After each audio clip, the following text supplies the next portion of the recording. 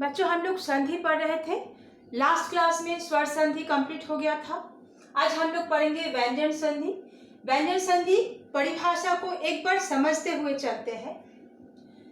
व्यंजन के साथ व्यंजन वर्ण का मेल, या तो व्यंजन के साथ स्वर वर्ण का मेल, या तो स्वर के साथ व्यंजन वर्ण का जब मेल होते हैं, दोनों के मेल से उत्पन्न विकार को ही व्यंजन संधि कहते हैं।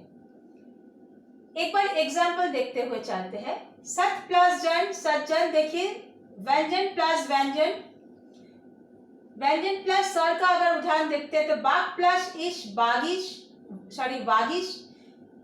व्यंजन के साथ स्वर आया है, स्वर के साथ व्यंजन उदाहरण देखते हैं अभि प्लस शेक, अभिषेक। इसको हम लोग समझते हुए चलते हैं बच्चों। उसके पहले इसका टोटल व्यंजन संधि का टोटल नियम है 11, बट हम लोग ओनली पहला नियम को ही आज देखेंगे। छोटा छोटा क्लास में हम लोग छोटा छोटा पार्ट में इसको पढ़ेंगे, तो कि हम लोग इजीली और थोड़ा सा फ्री होके हम लोग पढ़ पाए, है ना। तो फर्स्ट नियम अगर है तो देखते हैं। याद रखिए ये दो शब्द, पहला तीसरा, पहला एरो देके तीसरा, ये दो शब्द याद रखें। फर्स्ट नियम क्या है? पहला तीसरा। उसको अगर हम लोग एक सेंटेंस में बोलते हैं तो कैसे बोलेंगे? पहला वर्ण परिवर्तित हो जाएगा तीसरा वर्ण में, पहला वर्ण परिवर्तित हो जाएगा तीसरा वर्ण में, पहला तीसरा। कौन सा पहला कौन सा तीसरा वर्ण और तो किसके साथ मेल से, ये हम लोग देखेंगे। पहले एक बार हम लोग स्पर्श व्यंजन को देख लेंगे। जैसे का वर्ग है का खा गा घा अंगा, चा वर्ग में चा छा जा झा या, टा वर्ग में टा ठा डा ढा ना, ता वर्ग में ता था दा धा ना, पा वर्ग में पा फा बा भा मा। देखिए ये तो वर्ग है, इसको का वर्ग बोलते हैं। का वर्ग में है ये सब वर्ग, इसको चा वर्ग बोलते हैं, इसे टा वर्ग, इसे ता वर्ग, इसे फा वर्ग। एक बार हर एक वर्ग के कौन कौन सा स्थान में है वो हम लोग पहले देख लेंगे। जैसे इसको अगर लिखेंगे हम लोग first, second, third, fourth, fifth, अर्थात पहला स्थान में का वर्ग के पहला स्थान में का, दूसरे स्थान में खा, तीसरे स्थान में गा, चौथे स्थान में घा, पांचवा स्थान में अंगा। ऐसे ही छा के पहला स्थान में चा के पहला, चा वर्ग के पहला स्थान में चा, दूसरे में छा, तीसरे में जा, चौथे में झा, पांचवा में या। ऐसे टा वर्ग प वर्ग में है। इसी को बोल रहे हैं हम पहला वर्ण बदलेगा तीसरा में, बट कब और कैसे ये हम लोग एक बार यहां से देख लेंगे। देखिए का चा टा ता प हलंत के साथ का चा टा ता प, ये वाला वर्ग हर एक वर्ग का पहला वर्ग है ना, ये वाला। जब इसके साथ तीसरा या तो चौथा वर्ण आए, तीसरा चौथा अर्थात तीसरा हम लोग कौन सा देखते? ग घ ज झ। देखिए ग घ ज झ ड ढ द ध ब भ। तीसरा और चौथा, तीसरा और चौथा वर्ण आए, या तो य र ल व ह, इसमें से कोई एक वर्ण आए, या तो स्वर आए। किसके साथ? कचट तप क च ट त प, ये हलंत के साथ ही रहेगा। इसके साथ तीसरा चौथा या तो य र ल व ह या तो स्वर अगर आता है तो ये पहला बदलेगा किसमें? तीसरा में, तीसरे में बदलेगा। तो क का तीसरा वर्ण कौन सा है? ग, तो क का परिवर्तित रूप हो जाएगा ग।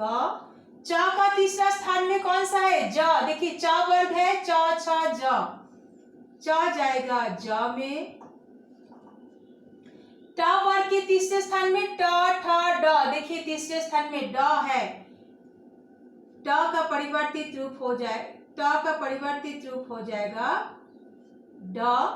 ता वर्ग में देखिए पहला वर्ण है ता, ता वर्ग के पहला वर्ण ता है, इसका तीसरा वर्ण कौन सा है? ता था द है।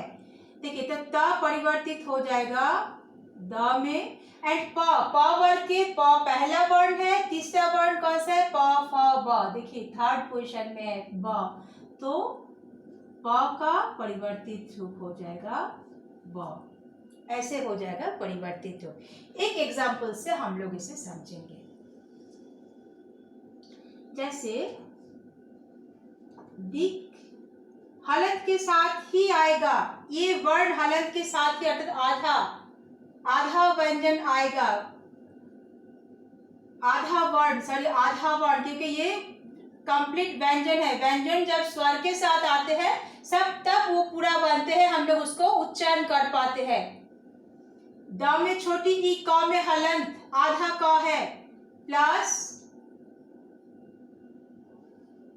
ग ज, गज प्लस गज, दिक प्लस गज। देखिए एक बार दिक को पहले हम लोग तोड़ के देखते हैं।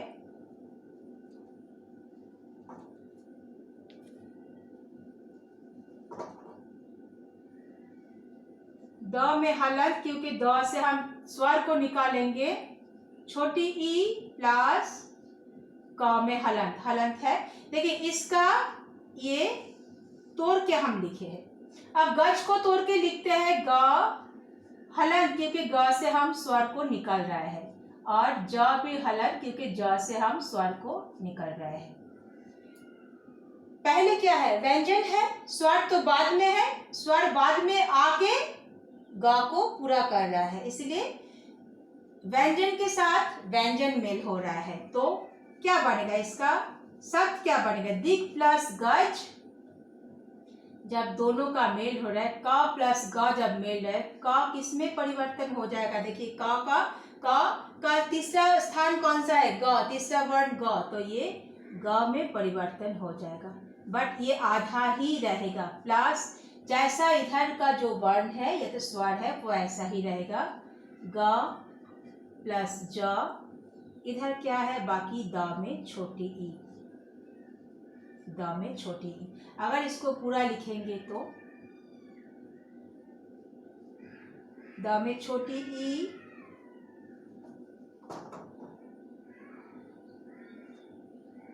द में छोटी ई, ग में हलंत, ग ज, दिग्गज। बट ऐसे लिखा नहीं जाता है, क्योंकि जो डांडी वाला जो वर्ण है उसको हलंत के साथ आधा नहीं लिखा जाता है, अगले वर्ण के साथ उसको जोड़ के लिखा जाता है, तब वो आधा हो जाता है। आधा ऐसे भी है, जोड़ के भी वो आधा ही रहेगा, बट जोड़ा जाता है। अगर इसको लिखेंगे जोड़ के तो दी आधा ग प्लस ज, दिग्गज, ये आधा ग है।